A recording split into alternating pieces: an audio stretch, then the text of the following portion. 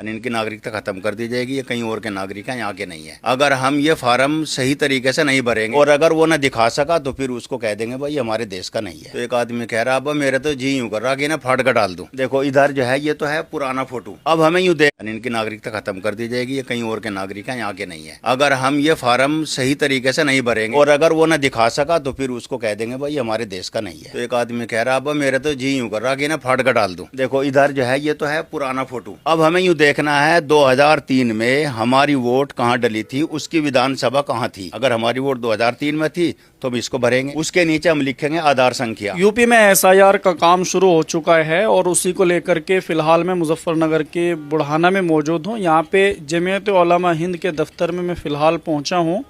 इन्होंने एक इस तरीके का पूरा सिस्टम बना रखा है। ये इसको लेकर के हर मस्जिद के अंदर जाते हैं। मस्जिद के अंदर जा कर के जो मस्जिद में नमाज पढ़ने वाले लोग होते हैं उनको सही तरीके से फार्म भरने का सही तरीका बताते हैं।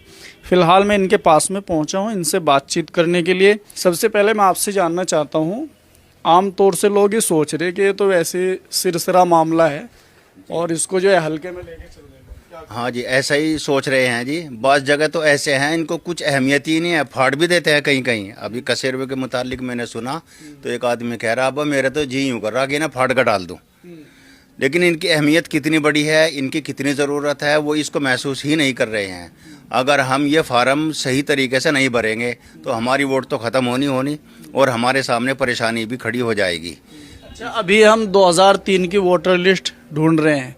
आगे हो सकता है आने वाले टाइम में हमारी औलाद के सामने एसआईआर हो या अगले 10 साल 20 साल में हो, फिर वो 2025 की वोटर लिस्ट ढूंढेगी। अगर हमने वोट ना बनवाया उसके क्या नुकसान? अगर वोट नहीं बनवाई तो उनको भी परेशानी उठानी पड़ेगी।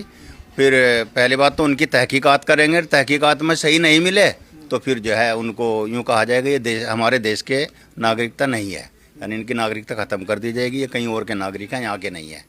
तो इसलिए इन तमाम चीज़ों पर अमल करना बहुत ज़रूरी है। हमारे फार्म सही भरे जाने चाहिए और अच्छे तरीके से इनको लिखना चाहिए। जिस चीज़ की ज़रूरत है वो चीज़ इसमें लगा देनी चाहिए। हम इसीलिए मस्जिदों में जा कर के माशाल्लाह हमारे भाई आसिफ कुरैशी साहब ने ये तैयार कराए और तैयार कराने के बाद अब मैं हर एक दिन में 5 नमाज़ें होती है तो एक वक्त में एक मस्जिद में, फिर दूसरे वक्त में दूसरी मस्जिद में जा कर के लोगों को समझाता हूँ। माशाल्लाह लोग मुतासिर हैं, अच्छे समझ रहे हैं कि ये एक लोगों के लिए बड़ी अच्छी खासी मदद है।